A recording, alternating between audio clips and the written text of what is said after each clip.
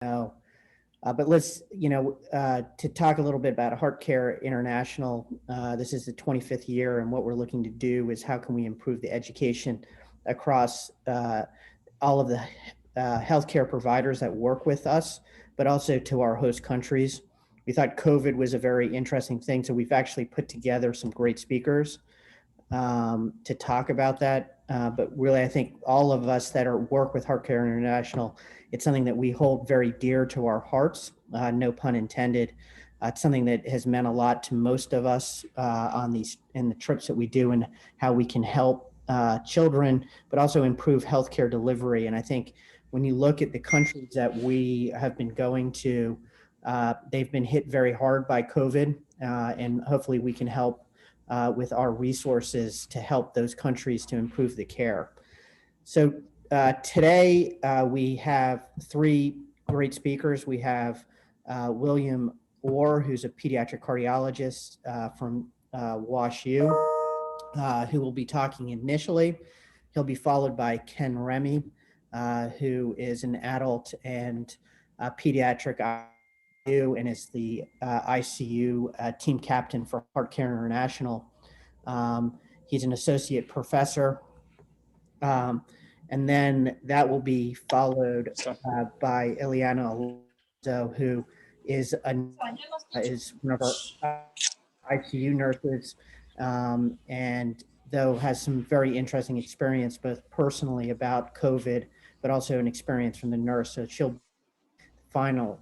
If people have questions, if they could use the chat room, and we'll try to get to those questions. And if you have other questions, feel free to reach out to me, either text me or email me. But I'm going to allow Dr. Orr to start. I'm going to mute everybody. Dr. Mitchell, do you have anything to say on that parts about our Heart Care International and what we're trying to do? Alistair, you've said it beautifully, and I'm really excited about hearing everyone in this topic. And perhaps everyone can put their phones or their computers on, so we only hear the speaker. And I guess you're controlling, Alistair, right? Yeah, I'm going to be controlling that. All right, good. Yo no tenga control de volumen. Okay. ¿No quieres hablar? No, no quiero hablar. Juan Leon. Oops. Don't. Hello. I see Juan Leon. We must all give a cheer for Juan Leon. Bravo, Juan. Thank you. Thank you. I'm happy to be back. Yeah. Thanks for all your prayers and all the energy you sent me. I'm back again. Great to have you back. Thank you. Hope to see you soon. Yes, definitely. We'll be in touch. Absolutely. Okay, I'm going to mute everybody, and we're going to start with our first speaker, Dr. Orr. All right, let me share my screen. Well, first of all, thank you to the Heart Care International for inviting me to be part of this Grand Rounds talk regarding COVID and what we need to know. Since my fellow panelists have critical care backgrounds, I thought I would try to mix things up and highlight some of the outpatient cardiovascular questions and considerations when it comes to evaluation and management. My name is William Orr, and I'm an assistant professor at Washington University. I do need to move this out of the way. All right. I have no financial disclosures. So when I sat down and started putting together my slides, I found myself continuously questioning what I should focus on and how I could give a brief talk that would provide guidance to pediatric cardiologists all over. And I struggled with this because I don't know if there's a single thing out there yet that we can say as a consensus when it comes to the outpatient management or evaluation. You know, while the literature continues to explode with a lot of new and interesting discoveries about the acute illness, because it has only been a little over a year, the outcome and follow-up data is still being studied. I then reread the theme of tonight's Grand Rounds, and which reminded me it's called What We Need to Know. And I took that in the most literal sense, and I refocused my segment on some of the unknowns that I find myself frequently being asked. Although the exact number is not known, one can imagine that the number of pediatric patients that need or get a pediatric cardiology evaluation is not insignificant. To try to understand this number, as of 10 a.m. Central European time, the WHO's global confirmed cases of COVID-19 surpassed 100 million patients. I couldn't find a way to filter these based on age, but you can by country. And unfortunately, as of today, the United States alone makes up a little over 25% of the cases. To further isolate the numbers from the United States, the American Academy of Pediatrics and the Children's Hospital Association are collaborating to collect and share all publicly available data. They share the data by publishing a weekly report that is available on their website. This is a little delayed, so the most recent one is from the 21st, at which point there were over 2.5 million children in the United States diagnosed with COVID-19. And based on previous reports and the overall trend, I would bet that that number is closer to 2.8 million today. Now, although not all of these cases will need pediatric cardiology evaluation or follow-up, even if a small fraction do, adding to our already established patients, you can imagine the impact this fraction of patients can have and is causing on our overall system, especially in parts of the world that have less resources than we do here. And when I say, I mean, our impact, I also mean all over the globally. So of the patients who do make it in for evaluation, the decision-making process at this time remains extremely heterogeneous. And the fundamental problem, as I stated before, is that the outcome data is sparse and there is no consensus on the diagnosis and testing capabilities we have as cardiologists is comprehensive, but it's also costly. So while physicians and clinicians want to remain conscientious about cost, resources to the patient and the burden on the healthcare system, there's still a palpable fear and concern for patient safety. So while we are searching for the perfect balance, my impression from some of the conversations, conferences, and seminars that I have had or participated in, most people are still putting more weight into the importance of patient safety, as they should, and therefore are deviating towards the conservative side of workup and testing. I think for the time being, this is going to stay this way until some of these questions get answered. Because of my personal interest in pediatric sports cardiology and exercise testing, let's use the return to play evaluation as an example. On the outpatient side of things, I frequently find myself in conversations regarding what needs to be done for patients and when they can return to activity or sport. So to quickly review, most return to play algorithms divide the patients into categories based on age, severity, cardiovascular findings, etc. So take, for example, the Phelan et al. Papers in JAMA from May of this past year, and the subsequent update by Kim et al., also in JAMA, published this past October.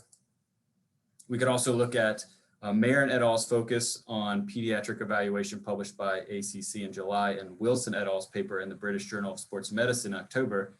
And although I don't have time to go into all the details these papers deserve, which I did include in my reference list, I will commend the authors for their work and guidance, but almost immediately when you read these, a handful of follow-up questions come to mind, such as, is there an age where patients should be treated differently?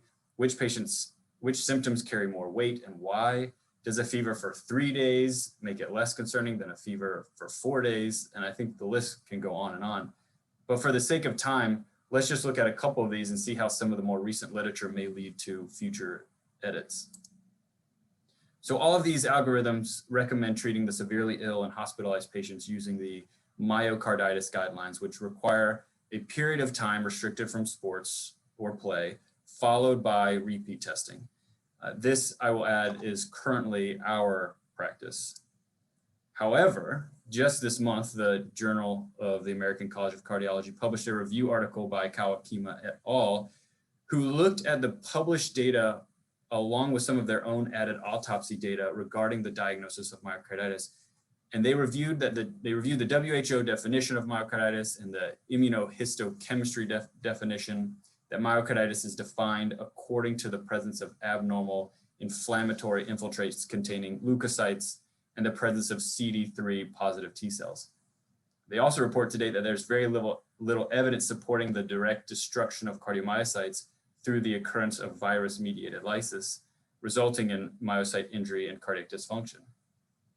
They propose the idea that this hyperactivation of the immune system leading to cytokine storm causes microvascular and macrovascular thrombi, which may contribute to vascular occlusion and death. I must point out that the mean age of these patients in this study were not pediatric age patients, but I think like many other things, it's not uncommon for pediatric cardiologists to extrapolate some of the adult data.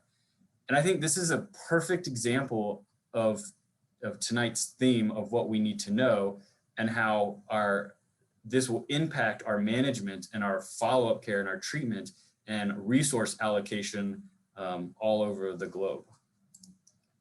And so going back to the algorithms, I've always thought that the patients falling under the moderate category have generated the most questions, concerns, and I constantly find myself personally questioning how much we need to really do for these patients. And it always brings me back to that balance act of patient safety and cost. So while I myself have not deviated far from this recommendation, anecdotally, I don't think I've had a single patient that has fallen into this moderate category that has had a concerning clinical course. A big question, I think, revolves around the utility of cardiac MR in these patients. So there was a research letter published this past September out of the Ohio State University looking at cardiac MR in competitive athletes recovered from COVID. And within the cohort of patients studied, there were no ECG, echocardiogram, or troponin levels suggestive of myocarditis, and MR was performed between 11 and 53 days after positive COVID test. Of the 26 athletes studied, 4 of them had CMR findings suggestive of myocarditis, and 8 additional athletes exhibited findings suggestive of prior myocardial injury. They went as far as to say that CMR may provide an excellent risk stratification assessment. And as you can imagine, getting a cardiac MRI on every single patient that falls in this category is rather unrealistic for some people's budgets or where some people work. And somewhat contradictive to that is a more recent report published out of the University of Wisconsin just a few weeks ago that also looked at competitive student athletes, where they performed 145 cardiac MRs in patients that had no more than moderate symptoms between 11 and 194 days after positive test. And in their cohort, they only found 2 patients with findings consistent of myocarditis and concluded that the utility of cardiac MR as a screening tool for myocarditis for patients that just have no mild or moderate symptoms is rather questionable. And so yet again, I think this is another perfect example of, what we need to know, how we need to push forward, and how this will actually start impacting some of our management strategies and guidelines. And as the last example I think we have time for revolves around the question of frequency and timing of follow-up of the most severe patients. At our institution, we have created a collaborative MISC clinic with cardiology and rheumatology. And up to this point, we've remained fairly conservative. We are trying, and I want to emphasize try, to see all hospitalized patients roughly 2 weeks after discharge, 6 weeks after discharge, between 3 and 6 months after discharge to follow the myocarditis guidelines. And we'll plan on seeing them again at the 12 months after discharge, although we do not have any patients that far out yet. And I wanted to show some of our unpublished and incomplete data. The data right now is currently being monitored for quality improvement reasons, and it's by no means inclusive of every patient that we've managed. And I will add that there may be some bias since these are the patients followed by cardiology and make it back to follow-up. However, I wanted to point out a couple things. First, 70% of the admitted patients had elevated troponin levels, and 96 had an elevated proBNP level while hospitalized. Looking at the echo findings, only 2 of them had normal echocardiograms throughout their entire stay. I will add that most of our patients at this point, are getting multiple echocardiograms during their hospitalization, and it varies based on how sick they are and how long they are admitted. Not every place around the world may have this luxury. So that's another question on how frequently we should be getting these echocardiograms. And I'll also add that we seem to be having more coronary artery dilation than what's been reported. That may be because I used a lower cutoff of anything above a Z-score of +2. So looking at the follow-up data, the average time since discharge at the first follow-up visit was a little over 2.5 weeks, with some still reporting some nonspecific symptoms such as fatigue, dyspnea on exertion, leg, lower extremity pain, which I find a rather interesting recurrent kind of complaint. But on repeat evaluation, all the patients had normal troponin levels, normal pro-BNP levels, normal ECGs, and 64% of them had a normalized echocardiogram. By the second follow-up visit, which occurred roughly at 8.5 weeks after discharge, only one person still had slight fatigue, and one patient continued to have coronary artery dilation. So although our data currently is a small total number of patients, even looking at some of this early data has made me wonder what is the right amount of follow-up, getting patients to clinic this frequently. Some are traveling from far away, as I would imagine is an issue in a lot of other countries, is not the easiest for some of our patients. And so I think this is something that will have to be tailored in the future. I also would like to point out that I think it's rather fascinating that so many had echocardiogram changes in the hospital, but seem to self-resolve so quickly. So I think there's probably something there. I know there are multiple studies focused on answering some of these questions. Just to name a few that our division is part of, the first one is called the PRISM study, and it stands for the Pediatric Research Immune Network on SARS-CoV-2 and MISC. And this is an NIH-funded multi-center observational study focused on the proportion of subjects with COVID-related death, rehospitalization, or major complications such as end organ damage, dysfunction at 6 months. And there's a lot of secondary clinical endpoints that they'll look at, like cardiac function, evidence of pulmonary hypertension, electrocardiograms, any evidence of arrhythmias, and a variety of other pulmonary, renal, GI, neurological outcomes. The other study is the Association of Kawasaki's Disease and COVID-19 with Cardiac Complications, which is a focused sub-study of the International Kawasaki's Disease Registry. This is also a multi-center study coordinated by the Hospital for Sick Children in Toronto, Canada. And this study is focused on answering a whole set of questions that I didn't even get to discuss, such as the potential relationship between Kawasaki's, why, just like Kawasaki's disease, some patients have this inflammatory response, why others do not, et cetera. And I know there are countless other studies and worldwide efforts, all of equal importance happening right now as we speak. And I wish I had time to kind of go through them all and praise them all. But it's because of studies like these that continued collaboration and experience that will be able to answer some of these questions and hopefully find that perfect balance when evaluating our patients. And so as I wrap up, there are a few things that I hope you take away from this. I hope this segment fully embraced tonight's theme of what we need to know, and that my evaluation graphics weren't too cheesy for you guys. I wish I could have given you nothing but answers and better sense of direction, but I don't think we're there yet. Maybe next year we can give a follow-up grand rounds and show how much progress we've made. But until then, I want to encourage everyone to do their best balancing their resources and patient safety, and continue questioning best practice. And lastly, remind everybody that no one has gotten this far, and remember the importance of collaboration and sharing data and research. So with that, I want to thank everybody for listening and thank all the amazing researchers and scientists all over the world working tirelessly to better understand this and help us all take care of our patients better. I added my contact information at the bottom. I'm happy to take questions now or at the end, whichever our moderator would prefer. Yeah, let's do them at the end because I think it would be better. I appreciate that was an excellent talk. And now if we'll have Remy speak. And I think you're unmuted.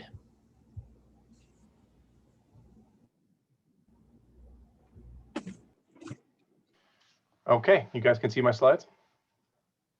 No, and thank you, Billy, for certainly mentioning collaboration. I think one of the most unique things, if you think about where we've been with COVID thus far, and hopefully where we're going, this is a tenet of global health to begin with. You don't get far in global health unless you learn how to collaborate both with local and people from far.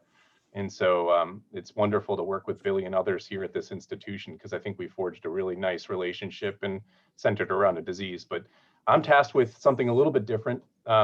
So if you're having problems with insomnia, I promise you should record my session for the next 25 minutes. You'll probably go right to sleep later tonight.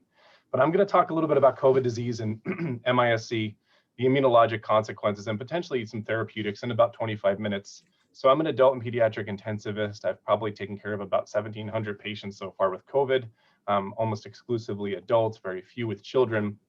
I don't have any financial disclosures. I do have a gratuitous self-promotion here of some of my recent endeavors with CNN and a number of other news stations recently. But I do have 3 provisional patents related to an ELISpot assay that we've been using. So I'm going to do really a smorgasbord of understanding immunology and try to relate it specifically on where things started, where we currently are, and then how that relates to therapies. And so if we all assume really one thing, if you assume that all tall people play basketball and play basketball well, and you wanted to then conduct a study specifically on tall people as future NBA players, my assumption is that you'll find that most tall people are probably not the caliber of an NBA player. But then what if you put tall people against perhaps Division I basketball players? You may in fact have those players do okay, but they probably won't beat that Division I team. And then if you took tall people and pit them against toddlers, in all likelihood, they will actually probably win because they can hold the ball above their head and frankly be able to beat these toddlers at basketball. The reason why I bring this up as an analogy to consider is that in disease, specifically such as COVID, context matters.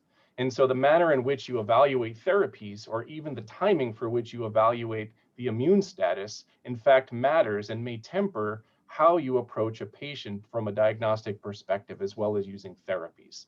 So I hope that we're going to touch upon what we know about COVID disease, how we're applying our therapies, our failed therapies potentially having promise in other patients, and then where are we with MISC? So as everybody knows, back in December of 2019, and then on January 23rd in the United States, the pandemic hit. And in Wuhan, China, a number of reports were published in Lancet and JAMA that described the clinical characteristics of the patients that were admitted. And what you notice from that original paper in JAMA of 138 hospitalized patients was that the most common laboratory abnormality was depressed total lymphocytes. If you looked at a paper that was in New England Journal of Medicine, also with different clinical characteristics of a different patient population, 83% of patients had lymphocytopenia, so low lymphocyte levels, with a smaller subset that had low levels of platelets. Furthermore, if you then broke down survivors against non-survivors with their lymphocyte count, you can see that those with the lowest level of lymphocytes were the non-survivors, and this persisted over the duration of their hospital stay.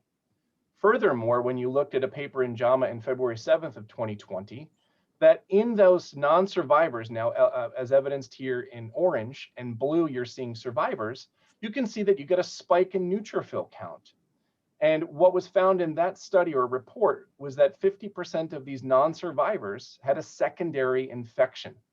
And so something was stunting the ability to clear the virus. And then by stunting the immune system specifically, there was an increase in potential for other infections to cause mortality. And yet at the same time, in February and March, all we kept hearing about was COVID is a cytokine storm. This is a disease of isolated elevations in certain parameters, and that's the main problem. I'm here to tell you that that's not actually correct. And I'm fortunate that our lab was fortunate to be involved with some of the science that was able to at least provide a paradigm shift in this understanding, because like sepsis, a disease that begins with a pathogen or an infection that causes an overwhelming inflammation, severe lymphopenia occurs in sepsis and is also found to have increased mortality. So for those of you that don't study the immune system every day, this is just a schematic of what the body looks like. And when a bacteria or a virus enter the body has 2 separate defense mechanisms. One of them is on the innate immune system, which really is centered upon finding that pathogen or part of that virus or bacteria and trying to find ways to immediately bring it to cells that could potentially then kill off those cells that are engulfing that. So like Pac-Man, they engulf it as the first attack or scavenger. We can measure these as really a lot of these as inflammatory or pro-inflammatory releases of proteins called TNF-alpha, interleukin-6, IL-1 beta, which gives you that characteristic fever. The adaptive immune system, on the other hand, is something a little bit different. It provides defense cells in the blood. It makes antibodies and has memory associated with it, and then has defense cells in your tissue, such as lymphocytes, which are able to hopefully cause cell death and are able to clear these infections, especially as they interact with the innate immune system. And for the purposes of today, we're going to say interferon gamma is that a protein that when it's low in numbers, represents low levels of lymphocytes. And to simplistically understand at least this disease, as a pathogen like COVID enters the body, the innate immune system frankly begins first to try to neutralize, if you will, that invader, and then to try to move it towards the adaptive immune system for possible clearance and hopefully self-destruction. And as mentioned, some of these things that we see are a hyper or pro-inflammatory response. And then at times we see a hypo or an immune suppressed state, which is what we see in sepsis. So Del Valle in Nature in 2020, in the beginning of the year, compared COVID patients in yellow here as compared to patients that received CAR T cell therapy. And some of these patients had a cytokine release syndrome, whereas others did not. And as you can see here, this is interleukin-6. And the numbers of the level of interleukin-6 compared to patients that have cytokine release syndrome is much less. But when compared to those patients that received CAR T, it's much higher. And you see really less differences between those other pro-inflammatory cytokines. And so in March and May, myself and a number of colleagues said, you know, this just doesn't make sense. Why are these people having low levels of lymphocytes? We're calling this a storm of cytokines, that there's an overactivation of the immune system specifically. And so at that time I worked, I don't know, almost 55, 60 days in the COVID unit, and we didn't have many people in our lab at that time. So I was able to work with a number of folks. We were able to drive around, get samples from COVID patients, and we were fortunate enough to be able to study this. And most people include this at the end of their presentation, but I include it here because the work that we were able to do specifically at our institution and with a number of other collaborators, I think, really was able to provide some insight into this disease. And I just want to highlight that Richard Hotchkiss, a collaborator of mine, Monty Mazur, Drew Walton, and others really were instrumental in some of the findings that we had. So what you're looking at here is a table that we published in JCI Insights. And we compared COVID ICU patients against patients with sepsis, critically ill non-septic patients, and healthy volunteers.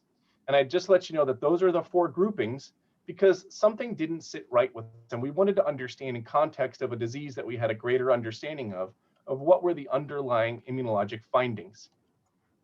And so what you see here now is our patients that we enrolled. And with COVID patients, you can see here that this is your lymphocyte count. These are non-survivors against survivors. And we recapitulated the data that was coming out of China. So that's good. We've now demonstrated what other people have demonstrated in this disease, but then it allowed us to at least go deeper below the surface. So now we compared over time. Black dots are going to be survivors, red dots are non-survivors. This data was done by Monty Mazur, and you'll notice a lot of the work that he and the group did is really tremendous. This is interleukin-6 levels. And as you can see over time, these levels in some patients are quite high, but in other patients, they're in fact quite low. And we noticed as comparison to septic patients, we didn't see that level of variability, but there certainly was an increase in comparison to our septic patients, almost twofold higher. So next we used a platform. So if you can imagine looking at the immune system in a dish, and you've got 96 wells, and you can take blood and put it in each of these wells, and then you can stimulate those blood cells that are in those wells, and namely their lymphocytes or their monocytes or macrophages. You can stimulate them to see how well those cells are functioning. And you can see, and that's really a reflection or a surrogate of how the body works in vivo or in real life. And so the number and size of the spots that we're going to see in a dish when we look underneath a camera tells us how robustly these cells are working and trying to fight an infection. And so this is what one of the wells looks like when cells are stimulated. And then from there, you could even take a look at those same cells and expose them to different therapies. And an increase in the number of therapy could be an increased response or a pro-inflammatory response after therapy. And you could also dampen that response with other therapies. And so that's exactly what we did. We looked specifically at patients, healthy controls, and COVID patients. And one thing that's striking is you can see a lot of these cells are making interferon gamma, which is that readout I told you about for the adaptive immune system. And there's a lot of cells that are producing that here. But notice what you see in these COVID patients. It's almost as if they've got HIV.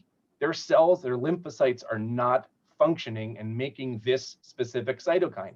And when we compared these COVID patients to interferon production against critically ill non-septic patients, so trauma patients and septic patients, you can see how suppressed the immune system truly is.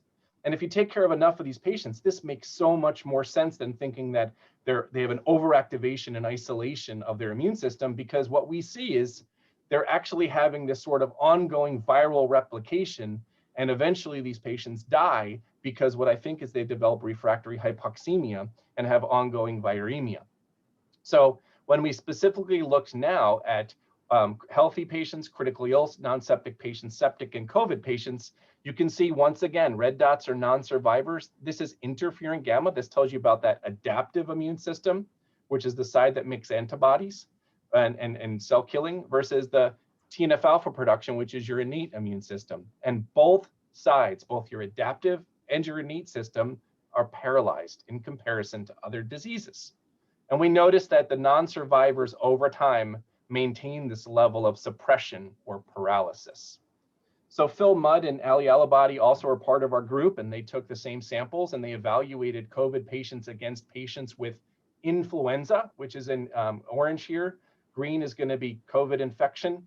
And what we found across all different cell types of the immune system is that this level of suppression is not only existent in COVID disease, but it's more profound and worse than influenza.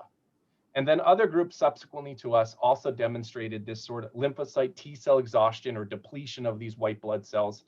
And this helped us at least demonstrate that we weren't the only group that was also demonstrating that lymphopenia may in fact be an area that people need to understand, because if you can't find a way to restart those cells, patients may not be able to clear virus. So now I'm going to quickly shift gears to children. And back in May and April, a number of groups in both the UK and in New York City were demonstrating a phenomenon in children that really was very odd, because there weren't any other illnesses circulating, but it was unclear to see why patients were coming in with shock or alterations in their cardiovascular system. And so it was unclear, did they have Kawasaki or Kawasaki-like syndrome or or toxic shock syndrome? Or do they have macrophage activation syndrome or sepsis? And so then, of course, as everybody knows, the idea of a multi-inflammatory syndrome or PIMS in the UK and Europe evolved. And what was found in clinical manifestations was that fever was the cardinal feature, but the common features included elevated pro-inflammatory cytokines and also lymphopenia.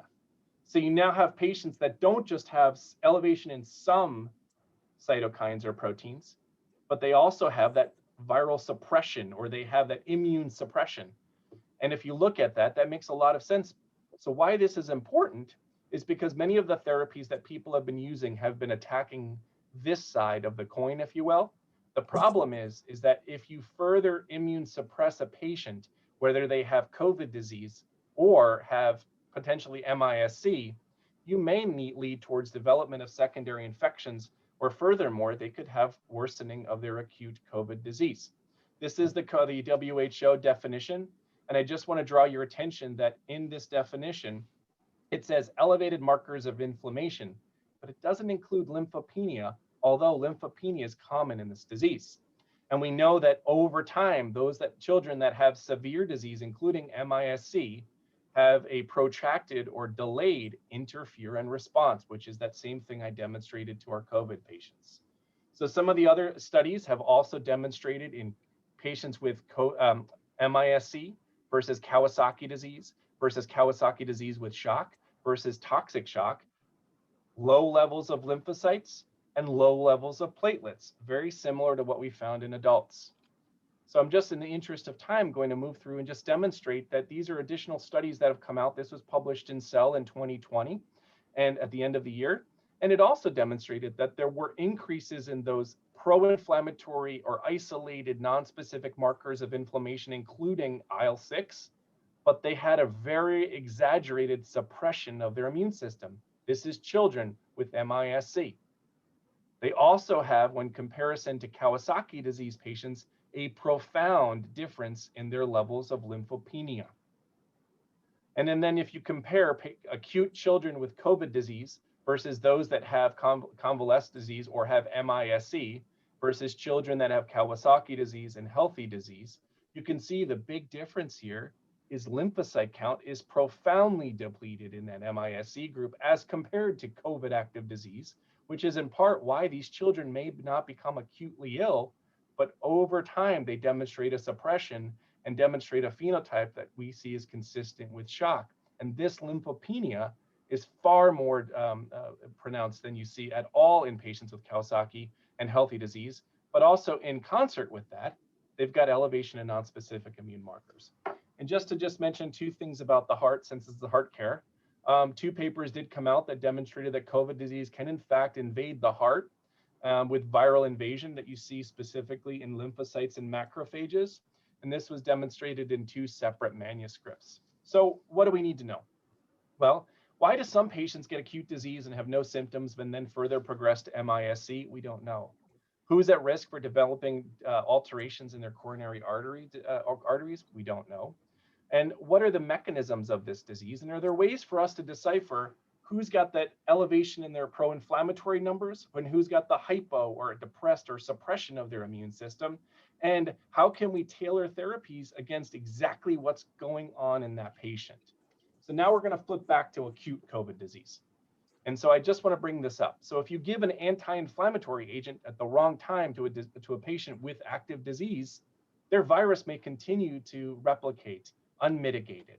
So what do we know about therapies? Hydroxychloroquine failed. Convalescent plasma has not worked. Tocilizumab, a drug that's used against interleukin-6 because, as I mentioned, the prevailing thought is that IL-6 levels are high. It had no effect. In fact, it not only didn't have an effect, it did not improve patients that were in the intensive care unit. Remdesivir. So originally this had a lot of promise because it looked like it could decrease length of stay. But most recent data now in October has demonstrated remdesivir may in fact not influence mortality.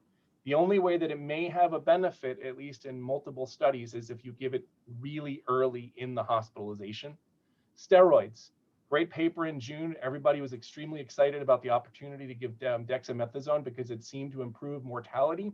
And what we know is that that study was flawed in some respects because the patients that improved their outcomes weren't on ventilators.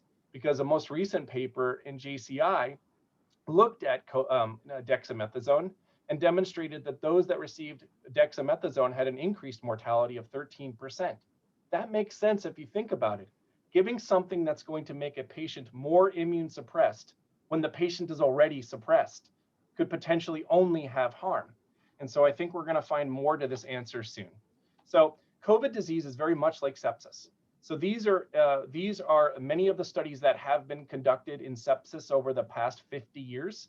This no effect line of 1 to the right means that the therapy has an effect or a benefit in sepsis. To the left means it's harm. Many of these therapies hug that line. Some of them have potential for improvement in outcomes. Many of these therapies are anti-inflammatory. But here's the problem. For sepsis, we've applied this one size fits all. Everyone with sepsis has the same disease. Every tall person must be great at basketball.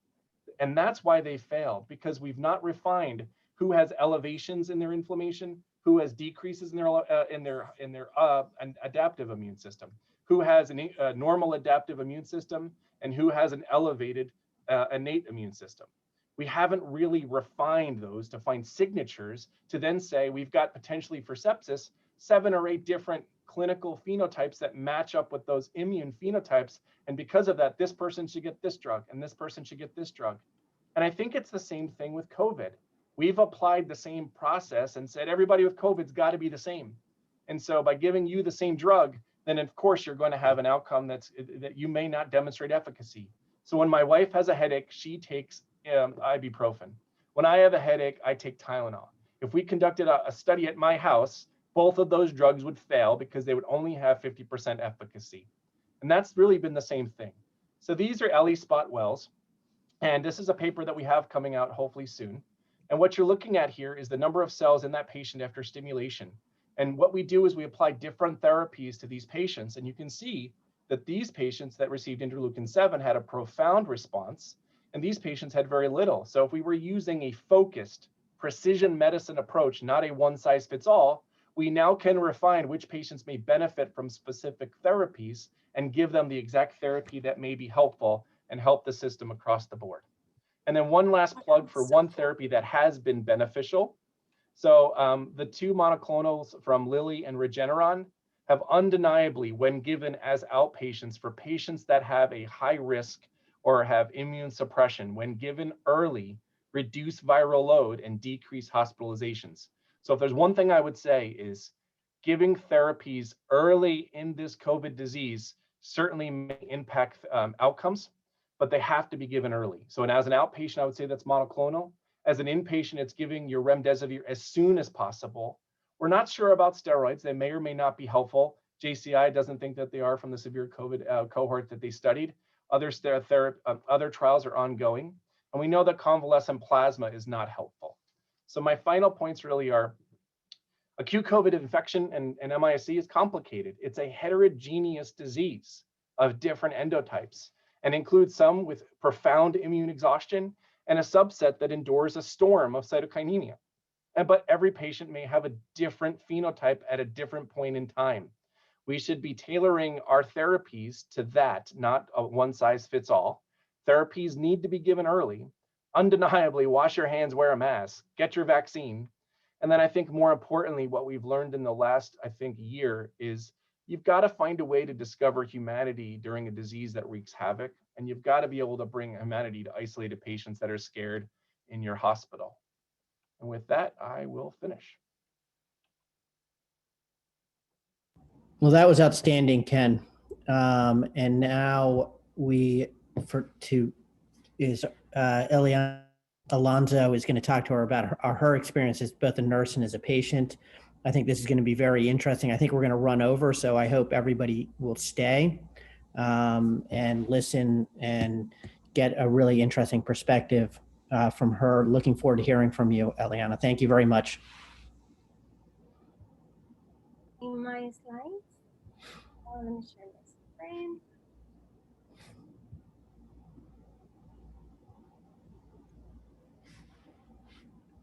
Are you able to see? Yes. Okay. Yes. Hi, everyone. My name is Eliana. I'm one of the ICU nurses in the pediatric cardiac at Children's Hospital. It's good to see you all. Dr. Juan, so we're so happy to see you also. So in my perspective, as a nurse and as a patient, when I was preparing for this presentation, I came across this research. It was conducted in Brazil, and they just interview nurses and healthcare providers. And these were kind of like the words that were more common. Fear was a big one, patient, team, family, lack, PPE. So some of the challenges that we saw, and this was globally, was knowing that we wanted to deliver integral and the best care that we could for our patients, at the same time with the fear of getting contaminated and contaminating others, such as our co-workers. Lack was a huge word in terms of PPE, in terms of equipment, in terms of getting the tests available, the knowledge, we didn't know what was happening, lack of staff, we lost a lot of healthcare providers, fear, it's very human, it's very normal to encounter this, especially during a pandemic, and not only the people who are at the front line, but also like everyone in general. And then we were also put in the situation that we wanted to give the emotional support to everyone, and also to ourselves, to our coworkers, education and awareness that we're trying to bring to the general public about wearing a mask, about social distancing when things weren't so clear. Specific to pediatrics, her children were unable to describe what they were feeling. So this was a barrier to have the right diagnosis and tests at the right time, or there was no way of really knowing what their history of contact was, but usually through the family members. Another big issue in the hospitals were the policies in regards of families and visiting policies that we had. It was very challenging and controversial because at the same time, when we had, for example, our transplant babies that were getting a heart and a mom that wanted to be there, they couldn't because of the policies. Also, at the same time, knowing that these policies were made to protect the patients' families, the community, and the staff. So it's we were kind of like in the middle of two sides, trying to understand how to approach this situation the best way we could. And as we spoke earlier, the multi-system inflammatory syndromes that we start seeing in our patient population. The things that we learned also, and we're still learning, as it's been very clear, it brought us together recognizing the importance of teamwork, of sharing our knowledge, of sharing our experiences with everyone else, of providing the support that we could probably only understand ourselves because we were the only ones that really been there. The sense of duty, the wanting to help in this regards of wearing the mask, the N95, all the PPE for entire shift. And also gratitude. I think we came to understand that there were a lot of things that we were taking for granted. And if we were to take things out of this whole pandemic and COVID, we also should try to focus on the positive things that we learn. In perspective of patients, so my own personal experience, I probably will get a little emotional. I still can't tell the story without getting emotional. With my family, first, my mom, she got infected. She's also a healthcare provider, so she got infected. I was very afraid because she's asthmatic. So at the beginning, we were thinking that she was in a high risk category in her 50s. Luckily, at the first day that she got sick, I had some time off from work. So I was like, okay, at least I'm gonna be able to take care of her. We had my grandma living with my aunt because they didn't have to go out. My aunt was working from home. So we thought that was gonna be safe. But unfortunately, they also ended up getting sick. So I had my mom, I had my aunt, and I had my grandma. I was trying to do all the outpatient. I took them to outpatient clinics, trying to do all the home things that we could, trying to stay away from the hospital as much as we could. Unfortunately, with my grandma, we had to take her to the hospital. I took her myself to the ED, and that was one of the hardest things to do because she was in her 80, she was 84. She was never by herself, especially during a hospital stay. So just having to leave her there, she didn't understand the language. She was hypoxic, so she was confused. She didn't really know what was happening. So that was probably one of the hardest things that I had to do. Luckily, I was able to be with her. At that point, I honestly didn't care about contacting the virus myself. I just wanted to be with her as much as I could. And I was able to see her. She was hospitalized for about 6 days. And I was still able to go in there, be as much as I could. They tried a few therapies and it didn't work.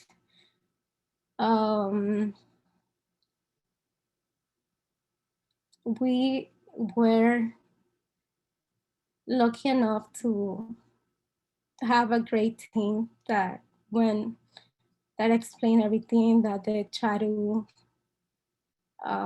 communicate as much as I could, even though the situation was overwhelming. I was in the adult side with her. So I also saw how everyone else was running around, the nurses, the doctors, how the whole unit was just isolated for COVID. I saw other people also taking their last days as my grandma.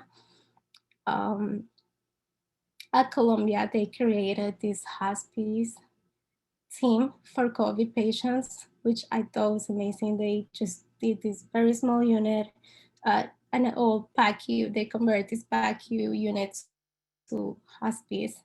So when my grandma was transferred there, it was also helpful that they were allowing family members to come in. So my mom, her other children were able to see her. They provided all the equipment, and that made a huge difference. I can't even imagine how other family, and this is the problem, people not being able to be with their loved ones, especially during the last days. When I had to be home and I knew I couldn't be with my grandma, it was killing. I know it was killing her and us more than everything else.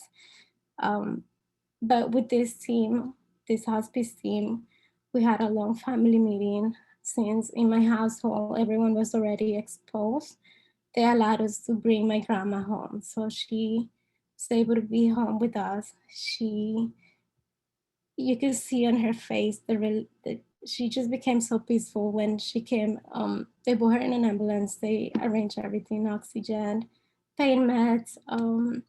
So when she came home, I was able to tell her, Grandma, it's okay, we're gonna be with you. And then you could just see her face. She was just peaceful. She passed the same night, but we were able to hold her hand. We saw her taking her last breath, and it was a blessing in the middle of all the chaos. I could take that and I could be very grateful for that. I wish other family members had this opportunity, and I know it's very hard to have closure with it. And that's a huge problem that we have going on right now. We do understand we have, the virus, unfortunately, it's happening, but it's just hard to understand how you can really be there holding their hands. We also lost other family members. So this is a picture that I was able to take with my grandma. And when I was in the hospital with her, we pray and play her favorite songs. And then I know all of these people who's passed from COVID. It's a very extensive list. And the other millions of people who are not with us anymore. So, I just like this quote I thought I would share.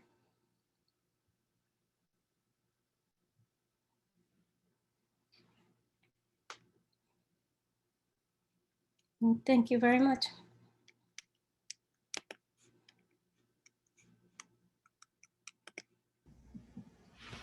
Thank you very much. That was exceptional. I'm very sorry for your loss. Really appreciate you sharing with us your emotions, everything you went through. I think hearing these firsthand stories hopefully will drive home the importance for everybody to wear masks, to social distance, and to take this seriously. And again, my heart goes out to you. It's sad to hear these stories, and I think we need to hear more of them. And I appreciate you sharing with us as the bigger community. I'd be happy to take questions from anybody. If they want to do it, raise their hand, or just put something in the chat room.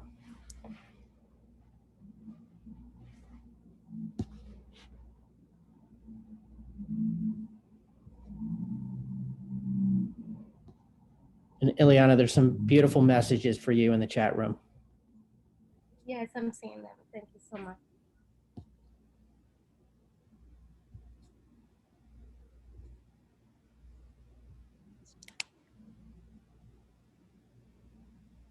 Well, I knew the topics that were going to be talked about today, but I didn't expect the emotional response to be so heavy from your story, Eliana. So thank you. And thank you, Ken, and thank you, Billy. And I'm glad you're part of the Heart Care family now. And we're really glad we're doing these. It's important. Oh, I have a question, Alistair. Yes. Yes. I just, first of all, I want to echo Eliana. That was just extraordinary experience. I don't think any of us can quite imagine what it was like having your entire family ill and then losing your grandmother. But you've given us even more passion about this illness and our desire to conquer it. So thank you so much. I want to ask the experts, Ken and Will, and Eliana, if you think that there is a likelihood that by the end of this year, we will have a handle on treatments. I'm not asking about whether we will see a reduction in the either mortality or volume, because I think most of the experts believe we will. But at the end of the day, what's so frustrating for us is the absence of therapies that are predictable. And I just like to have some insight from all of you who think about this every single day. I think about it, but I think about it more in manpower issues. Where am I going to open up a new ICU? How am I going to staff it? But I'd like your thoughts on the therapeutic angle for the coming 3 to 6 months. Sure, I'm happy to answer that from my perspective, at least. I think, so I think that the monoclonal antibodies, both from Lilly and Regeneron, and also in the cocktail that's being delivered through Regeneron, I think it's got substantial promise.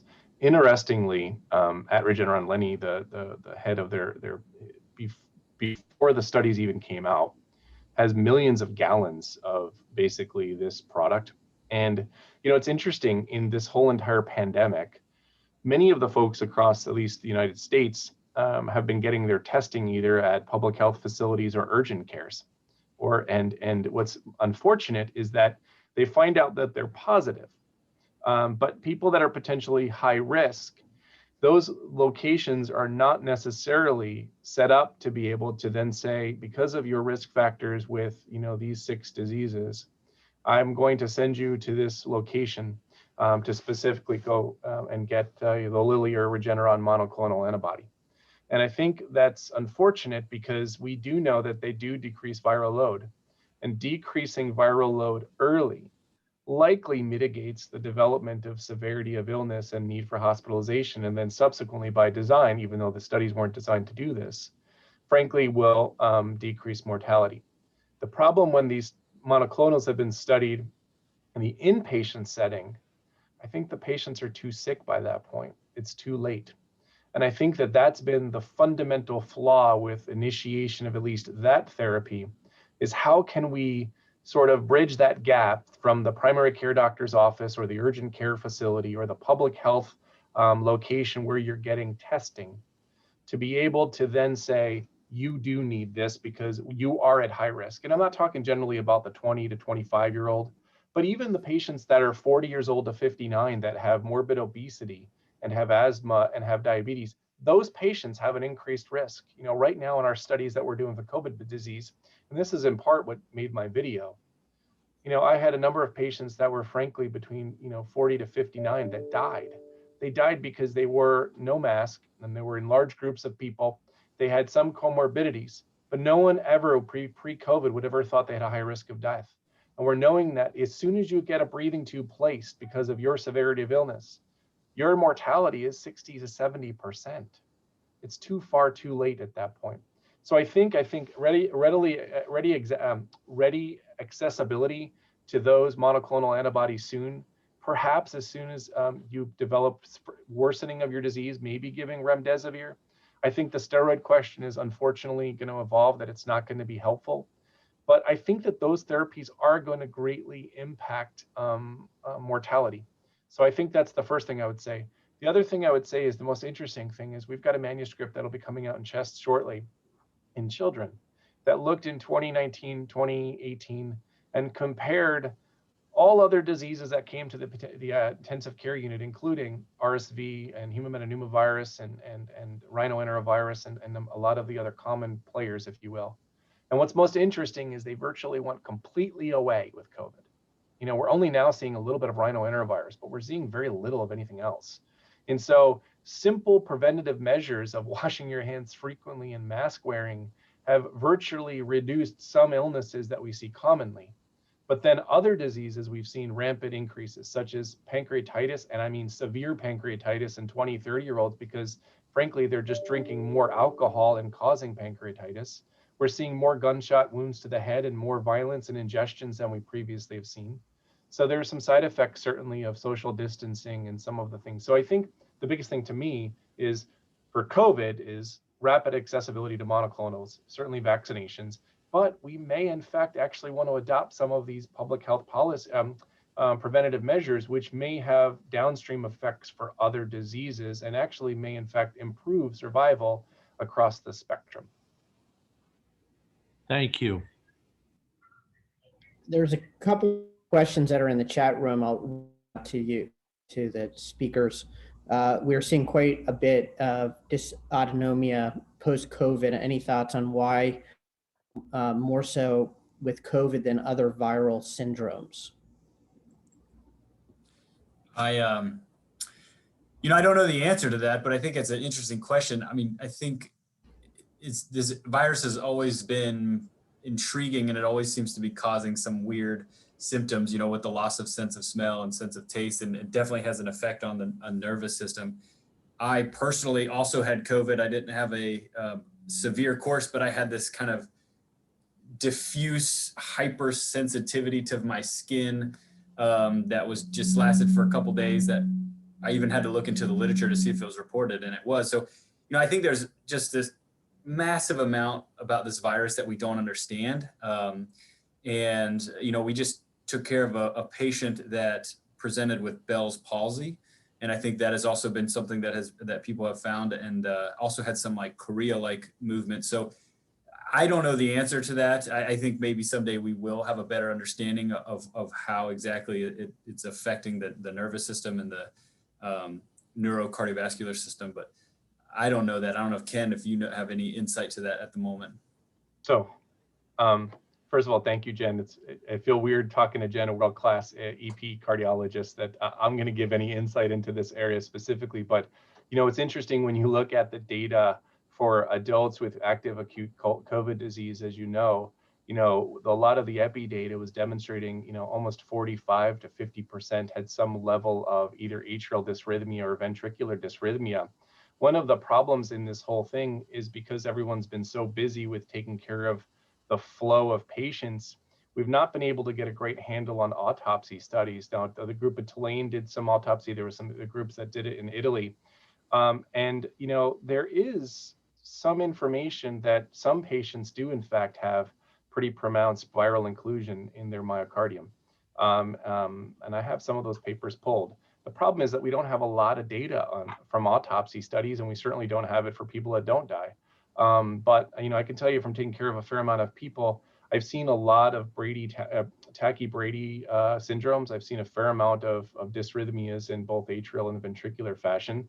We've even seen a fair amount of just sudden cardiac death in patients that are in their 50s, that you would have never thought that would ever occur. I don't know the mechanism. I hope in the future we could at least develop understanding of that. I think it's going to be difficult, but, you know, I don't have a better answer for that. I agree with Billy. And one other question, and one comment actually that was made is the new Montefiore infusion clinic is doing what you were just talking about in the previous question from Dr. Mitchler, working with PCPs and other healthcare providers to provide timely treatments. And then a question is related to ECMO, not only ECMO, but to patients, why some patients that are COVID positive and recover, including ECMO patients, but do not develop antibodies. Any experience with this? For many of. While you're answering, I think I'm dying over here. Yeah. I just posted in the chat also for people just to see. If you click on this, this is from HHS. If you click on this, this gives you all the locations that can get you monoclonal antibodies. And so if you've got a patient or an outpatient setting, that's great about Montefiore. This will tell you where to go actually to get evaluated and to receive your 1 hour infusion. Answer to your question, Alistair, is, I don't have a great answer for that. I mean, I wonder if that is also tied in with immunoglobulin levels and a number of other perturbations and adaptive findings for people that are on either extracorporeal therapies. I'm not sure how far out, though, that they would not demonstrate antibody production. I'm unfamiliar, and I think the temporality is it immediately coming off of ECMO that you're seeing that, or is that something 2 or 3 months later that you're still seeing that phenomenon? I don't have good experience with that. Yeah, that was a question from the chat. I think those are the questions of the chat. Does anybody else have any questions? I would ask Nick Mellis that question about antibodies. We put a lot of patients on ECMO at Montefiore, and I don't recall focusing on antibody levels, unfortunately. I think we've just been sort of trying to keep people alive, and I don't know if we've been rigorous about measuring them. Nick, do you have an answer?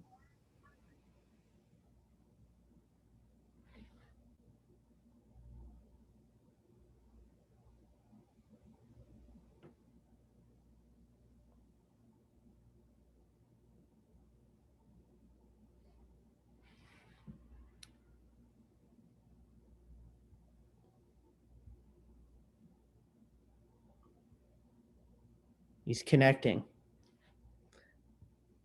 But one question for you, Dr. Orr, is at Cleveland Clinic, the expectation is that 20% of patients are going to have long-term cardiac involvement from COVID. And I think there's a lot of reports elsewhere that's coming out with a similar type of number.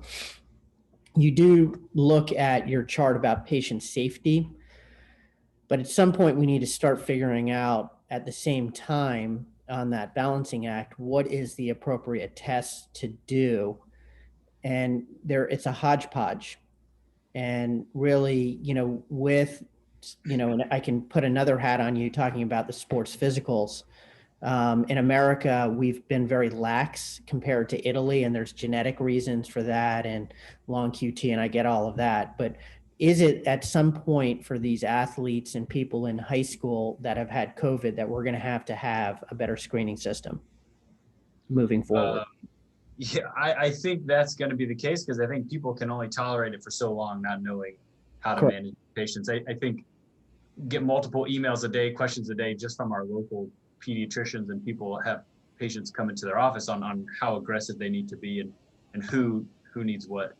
One of the unique problems that I had mentioned and that we have, so we have to figure this out. I mean, this has to be figured out because, like I mentioned, there's some places and some budgets that will allow for their athletes to get all these crazy screens, and they're fine with it. Like, NCAA football teams that generate tons of revenue, but then you have this high school teams that don't have any budget, and so what are they supposed to do for their athletes? And so, I joined on this conference regarding the care of the athletic heart and COVID, and probably the high school level athletes are probably some of the hardest, right? Because there's no budget. You have to get buy-in from the kids and their adolescents, and you also have to get buy-in from the parents.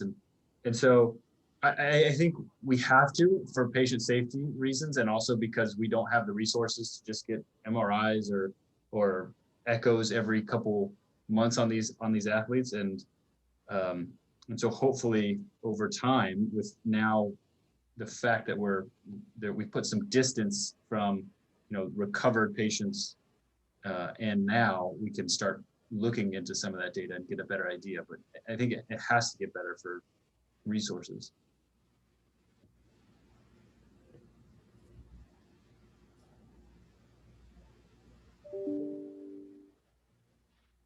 Alistair, just one point for folks that may not have been part of HeartCare. You gave a great introduction. I just want to put in an increased plug that as hopefully our trips and things get ramped up, if anybody is interested, you've got Betsy, Margaret, Alistair, Rob, a number of folks here on this call. We love to grow our family in HeartCare. And so if you're interested in participating in a global health trip, and being involved in this, I think just please reach out to us. We always are interested in having more people than less people and growing our expertise. So on that note, after this is recorded, I will send it to everyone and include all of our email addresses so you can reach out. Yeah, so the comment about the COVID patient, they were on ECMO for 3 months, tested COVID positive for 2 months, but is now home and all labs for antibodies are negative.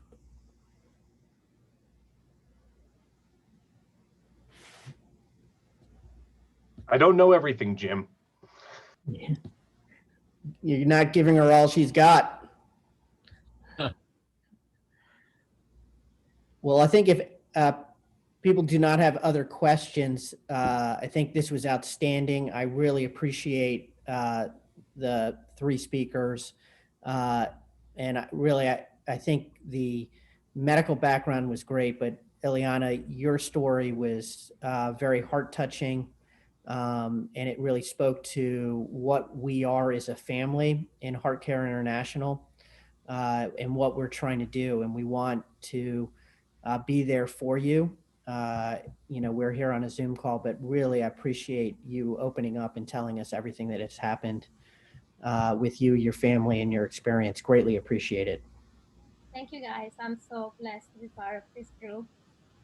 We still do our Zoom meetings that kept me going also back in April, May, when we have the drinks and just to chat with Betsy, Alistair, and Margaret. And you guys definitely were present during my difficult times, and I will always appreciate you all for that.